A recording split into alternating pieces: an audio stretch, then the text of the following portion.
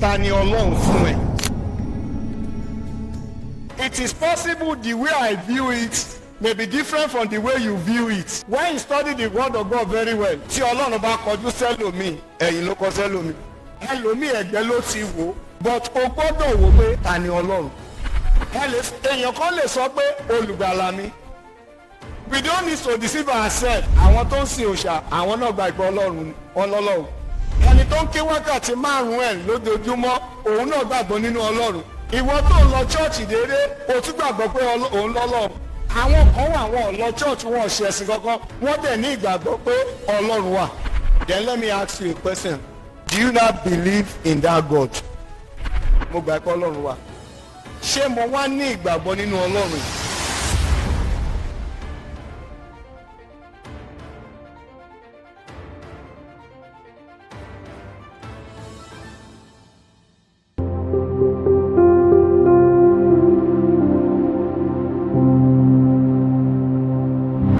Àdúrà. Ọlọ́run ìbẹ̀rẹ̀ àti òpin. Ọlọ́run tí gbogbo ẹ̀mí ènìyàn ń bẹ ní ìkáwọ́ rẹ̀ àti ẹranko. A dúpẹ́ lọ́wọ́ yín fún ọ̀rọ̀ rẹ tí a gbọ́ ní ìjẹ́jọ́. Bí ẹ̀yin Ọlọ́run ti rìn nínú ọ̀rọ̀ rẹ. A tún dúpẹ́ lọ́wọ́ rẹ fún ìta tí ń gbọ́ síwájú ti ìjẹ́jọ́. Bàbá sọ pé ẹ ṣé, Olúwa gbọ́ ọpẹ́ wa. A tún lọ nínú ọ̀rọ̀ míì. A kọ́ pé láti kọ́ ṣe ni ọ̀rọ̀ wà, ọ̀rọ̀ sì wà pẹ̀lú Ọlọ́run. Ọlọ́run fúnra ẹ̀ là ń pè ní ọ̀rọ̀. Ǹjẹ́ bí a ti ń lọ nínú ọ̀rọ̀ rẹ, Olúwa bá wa sọ̀rọ̀. Àtẹni tí ó sọ, àtẹni tí ó gbọ́, ní ìkẹyìn ọ̀rọ̀ yìí má jò dá wa lẹ́bi. Jésù Olúwa wa. Fishers of men. Hallelujah. Ẹ jẹ́ á pàtẹ́wọ́ fún Jésù. Kí ni ohun tí wọ́n ní ká fi bá wa sọ̀rọ̀ Ọlọ́run? Òun ni a pè ní who are the children of God? Àwọn wo ni ọmọ Ọlọ́run? Tí a bá wo gbólóhùn yẹn, question mark máa wà ńbẹ̀. Who are the children of God?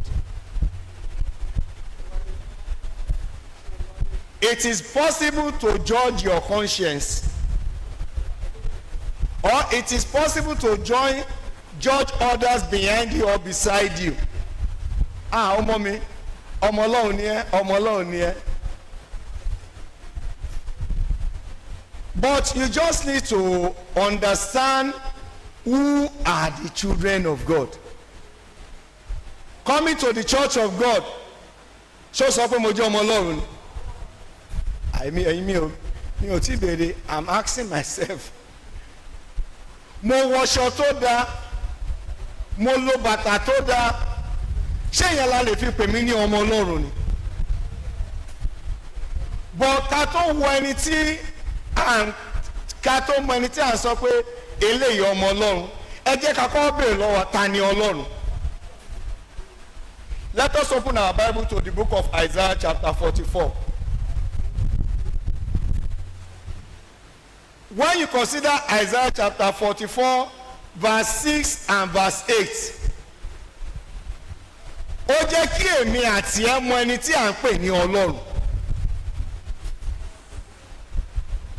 Kò ní wájú, kò ní lẹ́yìn. Gbogbo nǹkan láyé àti lọ́run ó wà ní ìkáwọ́ rẹ̀. Isaiah chapter 44. Ẹ já wo verse 6 and verse 8. Isaiah 44 verse 6 and verse 8. Ẹ gbọ́, báyìí ni Olúwa wí. Ẹ gbọ́, we are talking about Tani Ọlọ́run, who is God? Ọba Israeli 1. Ìkejì. Ìkẹta. Ìkẹrin. Ìkarùn-ún. Ìkẹfà. Ìkeje. òtítọ́ sà kí ni ẹsẹ̀ kẹjọ wá wí. ẹ wá gbọ́, if you really identify that God that you are serving, ó wá sọ fún ẹ pé you dare not fear anything. Okay, kí nìdí? Ó yá sà. ẹ má sì fòyà. ẹ má bẹ̀rù, ẹ má sì fòyà. èmi kò wá àti mú yín gbọ́. láti ìgbà náà wá. n kò wá àti ti sọ ọ́. ẹ̀yin náà ni ẹlẹ́rìí mi. Òtítọ́ sà.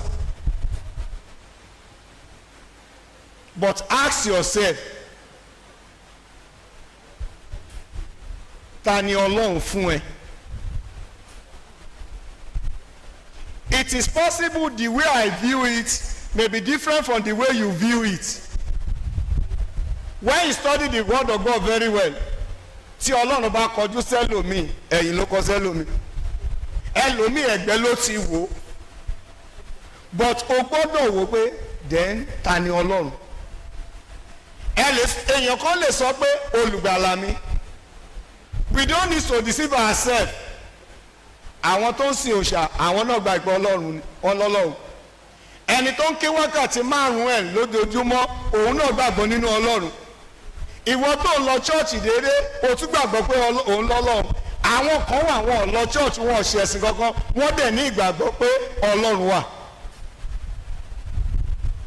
Then let me ask you a question. Do you not believe in that God? Mo gbà pé Ọlọ́run wà. Ṣé mo wá ní ìgbàgbọ́ nínú Ọlọ́run yìí? When you have God, kò sọ pé o ò ní níṣòro. Gbóhùn tí ibi tí text yẹn ti mú jáde. Romans chapter 8 verse 14. Because those who are led by the Spirit of God are sons of God. Those, ẹgbọ́n kò ṣe gbogbo èèyàn, not all. Tá a bá ti tọ́ nípa ti ẹ̀mí mímọ́, àwọn là ń pè ní kíni ọmọ Ọlọ́run.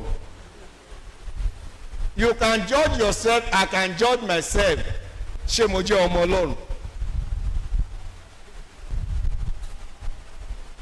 Ṣé a mọ̀ nǹkan tí à ń pè ní ẹ̀mí mímọ́? But when you consider 2 Corinthians chapter 6 verse 17 and 18, ẹ gbọ́, ó ní nítorí náà ẹ jáde kúrò láàrin wọn kí ẹ sì ya ara yín sọ́tọ̀ ní Olúwa wí, kí ẹ sì má ṣe fi ọwọ́ kan ohun àìmọ́ kan, èmi ó sì gbà yín. Verse 17, ẹ gbọ́ nǹkan tí verse 18 wá wí. And I will be a father unto you, and ye shall be my son and daughter, says the Almighty God. Tó bá ti mẹni tọ́lọ́run jẹ́, kó wá wo 2 Corinthians chapter 6, 17 and 18, ó wá sọ̀rọ̀ nípa ọmọ.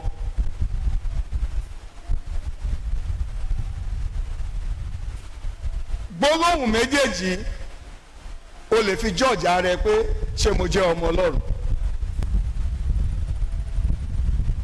Mo ń ṣàánú kò sọ ẹ́ di ọmọ Ọlọ́run. Àṣàrí láìpẹ́ yìí some months ago táwọn bandits náà send owó, àwọn kan láwọn náà rí owó gbà bó tẹ̀ pọ́n tó sọ pọ́n máa dá padà wọ́n tún send owó. The Reverend Iwa Idowu wọ́n ṣe Sunday school lẹ́nìí and my chief Daniel asked a question. Tẹ́ bá wá wo gbogbo nǹkan tó sọ ń bẹ̀ yẹn ó jẹ́ kí a mọ̀ pé àwọn wo la lè pè ní ọmọ Ọlọ́run. Ẹ wo ohun tí Paul apostol sọ fáwọn ará Kọ́ríńtì, àwọn tó ti jáde. Ṣé nínú ìwà burúkú tèmi àti ẹ ṣáà ti jáde? Ẹlòmíì jáde ẹsẹ̀ kan ló jáde ẹsẹ̀ kan sì wà ń bẹ̀ o.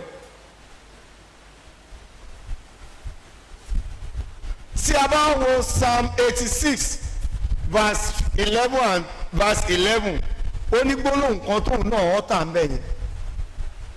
But ẹ jẹ́ àwọn ohun tí ìwé Romans chapter 8 sọ, Romans chapter 8 verses 5 to 9, ó dún gbólóhùn kan bẹ̀ yẹn.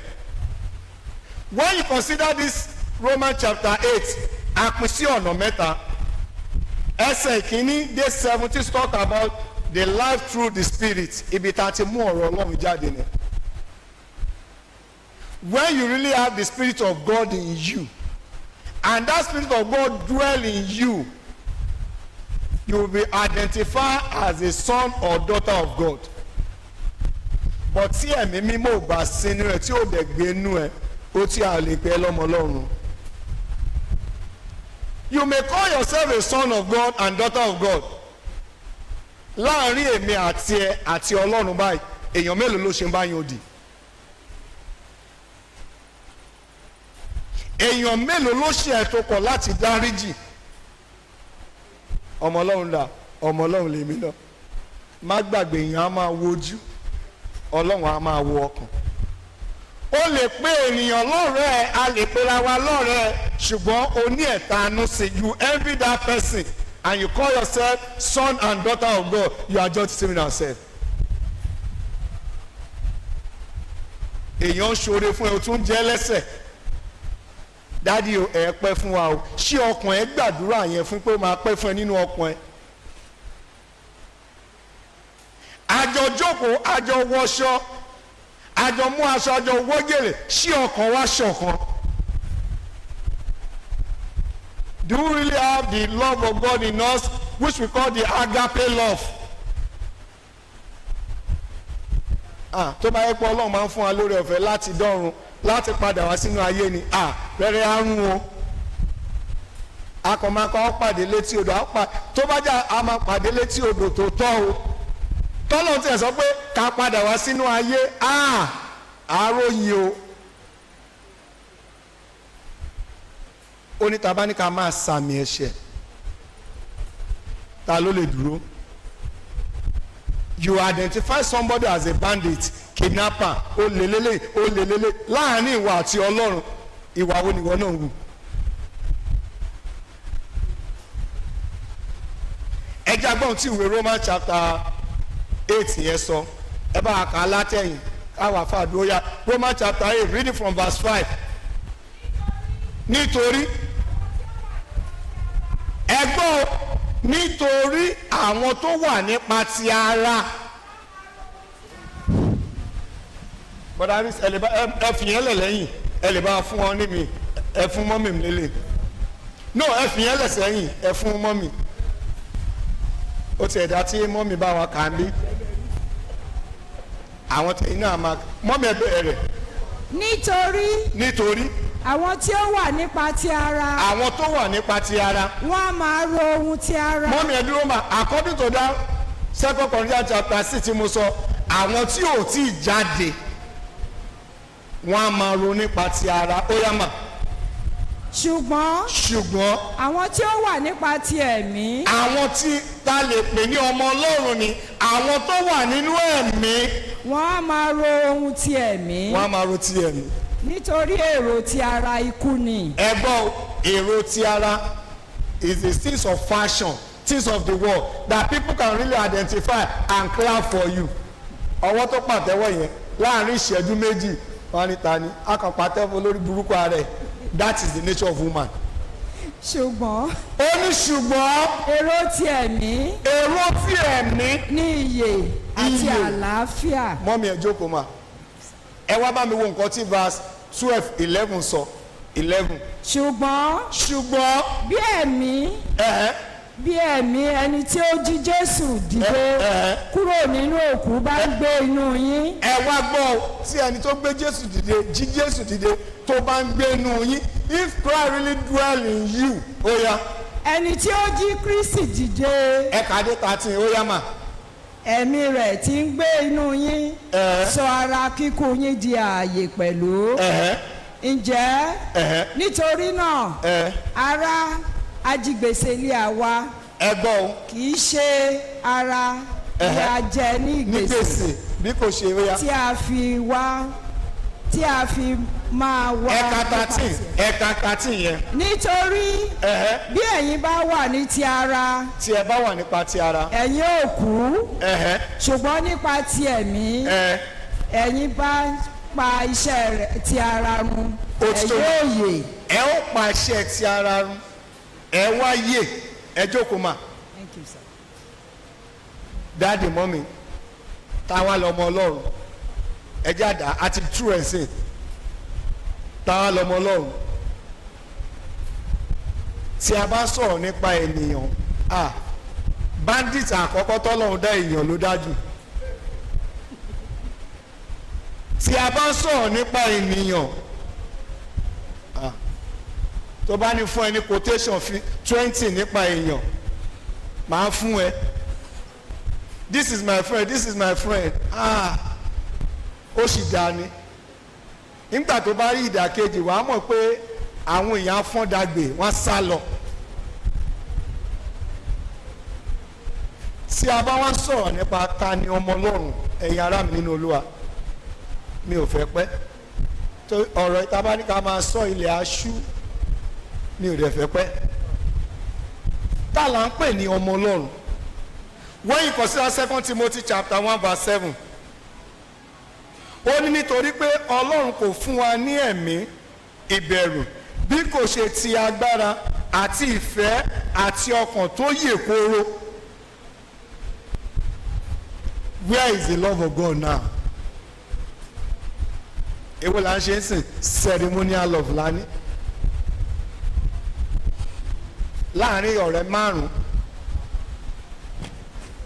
tí méjì bá lówó aṣọ, tí mẹ́ta ò lówó aṣọ, méjì tó lówó aṣọ, ọ̀rẹ́ mi o, ẹ̀yin dùn múròde, wọ́n ti gbàgbé yẹn nìyẹn o. Níjọ́ tó bá kan àǹkárá, wọ́n á pé márùn-ún. Kí là ń pè ní ẹgbẹ́ yín ará mi?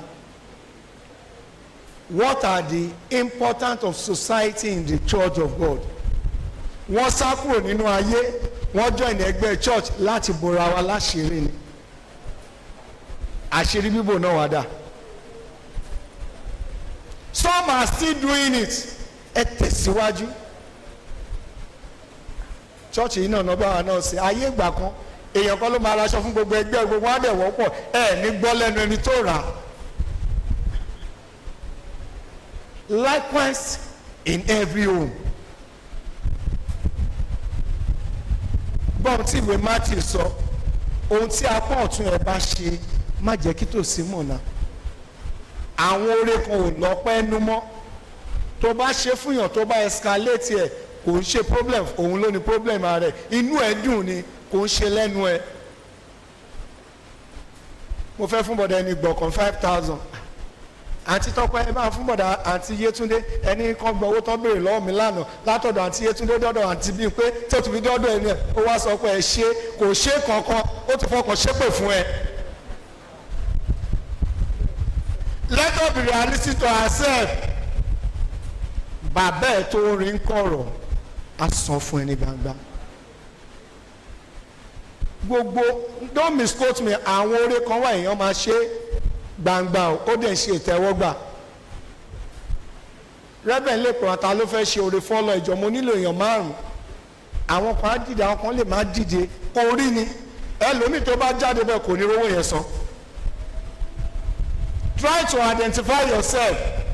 Èmi nìkan mi tí n bá fẹ́ ṣe, tí n bá sọ fún yàn tí mi ò tí ì ṣe, mo ò ní parí ẹ̀. Èmi mọ tèmi, ìwọ náà mọ tiẹ̀.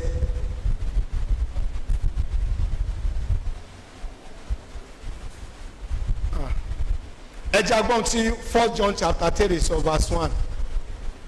1 John chapter 3 verse 1. 1 John chapter 3 verse 1. Ẹ̀gbọ́n ẹ̀wọ̀ orí ìfẹ́ tí bàbá fẹ́ wa tá a fi ń pè wá ní kíni? Tí a fi ń pè wá ní ọmọ Ọlọ́run.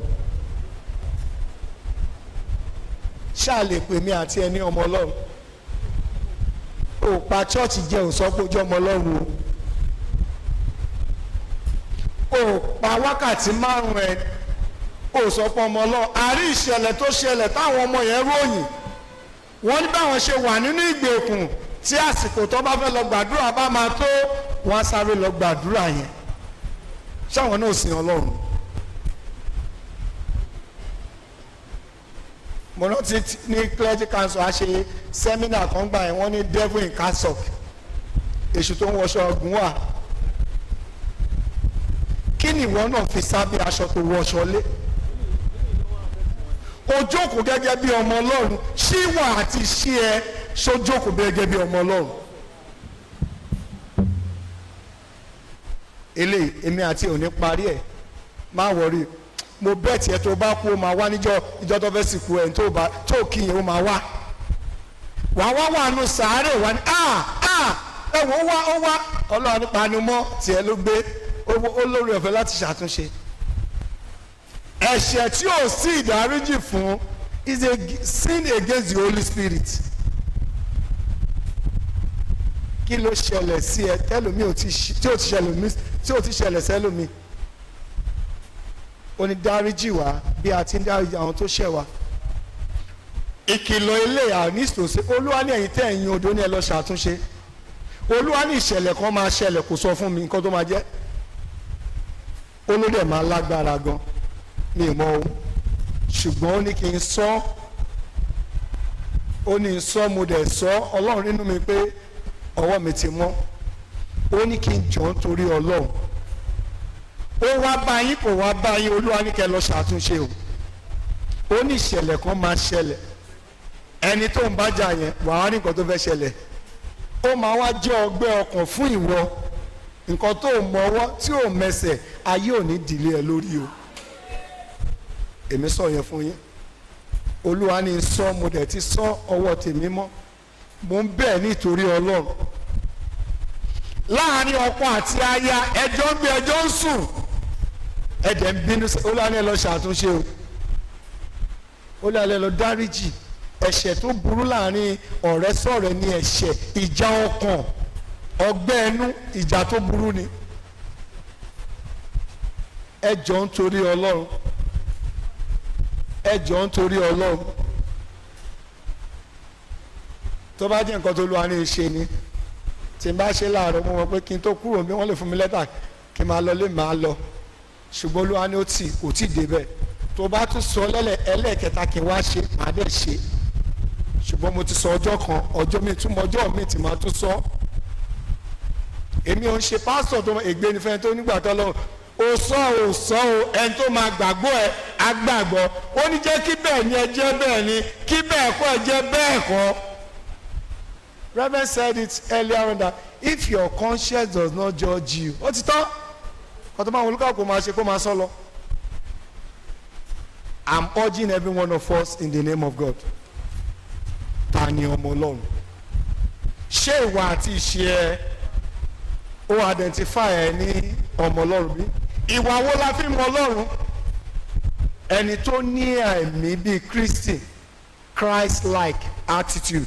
According to 1 John chapter 4 verse 7, 1 John chapter 4 verse 7, ìkejì ẹ lè máa ẹ̀ka o, 1 John chapter 4 verse 7, ìkejì obedience and purity, 1 John chapter 3 verse 3, 1 John chapter 4 verse 7, àkọ́kọ́ nìyẹn o, ìkejì 1 John chapter 3 verse 3. Ìkẹta spiritual guidance. Tó bá fẹ́ pè é pé ọmọ Ọlọ́run lélẹ̀ wọ́n á ṣe nǹkan míì fún adé òbá àǹtí ẹ̀ nǹkan tó ṣe ni nínú mítìnì ẹ̀ inú bí mi ẹ̀dẹ̀ sọ̀rọ̀ wà á dẹ̀ òbá kí ló sọ yìí because you have the guidance of the spirit of God in you fi òpè lẹ̀ ẹ̀ tó fẹ́ ti wọ́n àwọn náà ló máa sọ ẹ́ lẹ́nu o Jésù wo Jerusalem lọ́ọ̀kan ó bú sẹ́kún kí ló pa Jésù lẹ́kún ẹ̀yin olórí burúkú abíore tí mo fẹ́ ṣe ibi tẹ́ ti fẹ́ gbẹ̀mí mi ó ti rí. Don't allow anybody to destroy your relationship, the relationship between you and your God. Wọ́n rí ẹ náà pàtẹ́wọ́ kí ló mọ̀ tán sọ lẹ́yìn ẹ̀.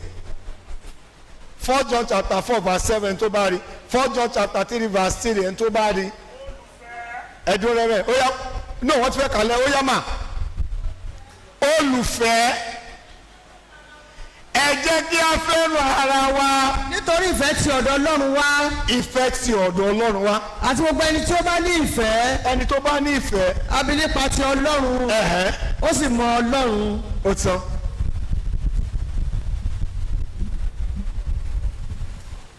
a bí nípa ìfẹ́ ó sì mọ Ọlọ́run.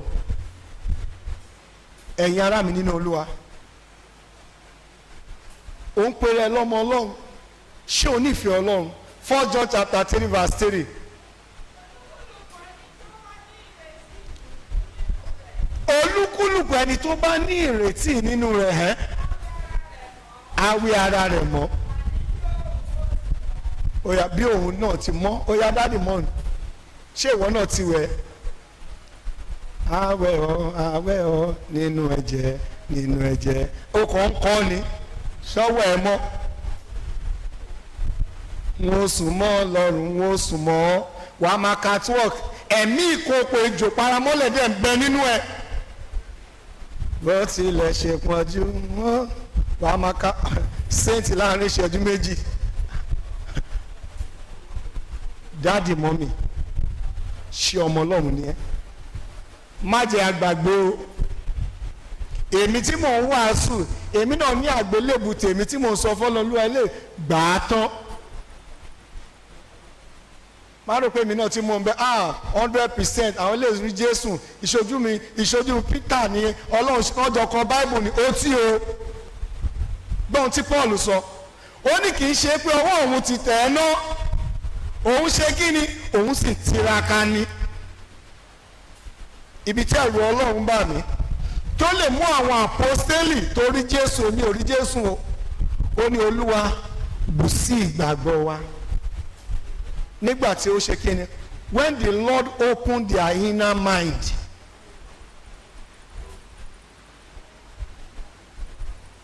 when the Lord visit their inner mind, tí iye wọn ṣí, wọn kúnlẹ̀, wọn ní bàbá Olúwa bù sí ìgbàgbọ́, wọn á rí i pé ipò tí wọ́n wà yẹn kò jẹ́ nǹkan kan. The position the Lord has placed you, báwo ló ṣe ń lò? Ohun tí inú Ọlọ́run máa ń bàjẹ́ fún ni ìgbéraga. Ó ní Olúwa kọjú ìjà sí àwọn agbéraga. The spiritual guidance is in that Romans chapter 8 verse 14. Ibi tá a ti mú ọ̀rọ̀ yẹn jáde ni.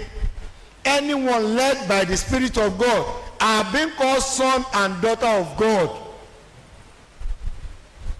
Ẹ wọlé ayé tá a wá ń sìn, ìwà méjì sí mẹ́ta lẹ̀ṣẹ̀ tá à ń pariwo. Ó mọtí, ó mọtí, ó ṣàgbèrè, ó jalè, kékeré nìyẹn wájú Ọlọ́run. Ó di yíyàn, ó le ju mẹ́tẹ̀ẹ̀ta lọ. Ẹni tó bá ní ẹ̀mí ìlara ó lè pààyàn. Kí là ń sọ? Enviness. We have some people that have that, the spirit of enviness, hatred, inú wọn ló ń gbé, malice wá jọba lórí wọn, irú ẹni bẹ́ẹ̀ sá fún wọn. Ó ti tọ́nu mi, ó ti tọ́nu mi, ó ti tọ́nu mi.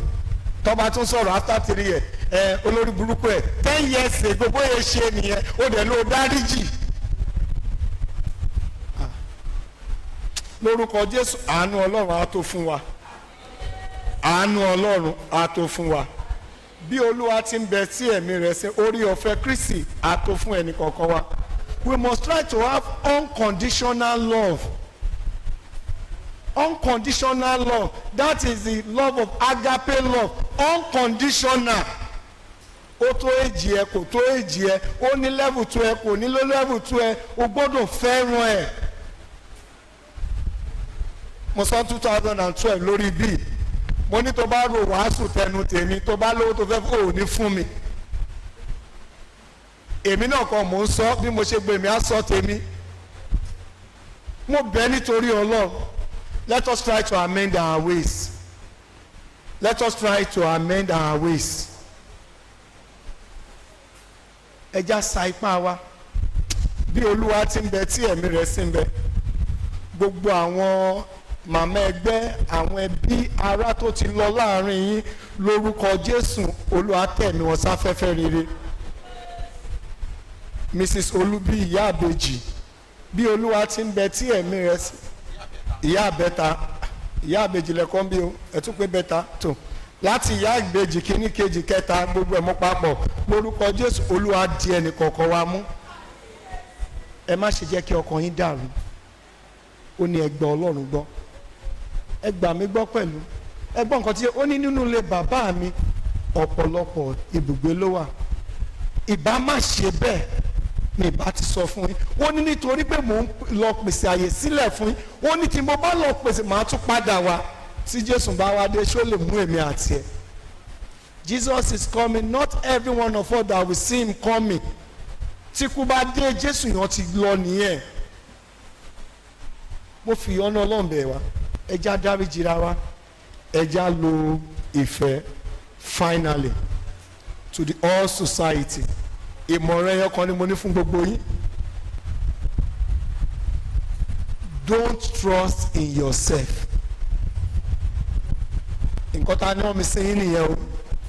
Wọn ò fi ṣe rán mi o. Nǹkan tẹ́yìn tó ní mi ló rán mi sí yín nìyẹn. Don't trust in yourself. Ó dẹ̀ fún mi ní nǹkan mẹ́ta. John chapter 14, John chapter 15, 4 and 5. John chapter 15, 4 and 5. Ẹ̀gbọ́n, ó ní ẹ máa gbé inú mi.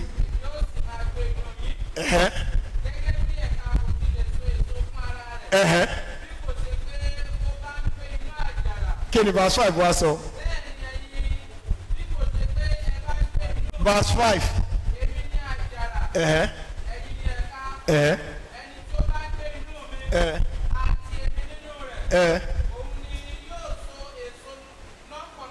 Ẹ jókòó. Jẹ́ kí Jésù gbénú ẹ. Tí Jésù bá gbénú ẹ, kò sí nǹkan kan tí èèyàn lè ṣe fún ẹ tó lè jọ ẹ lójúmọ́.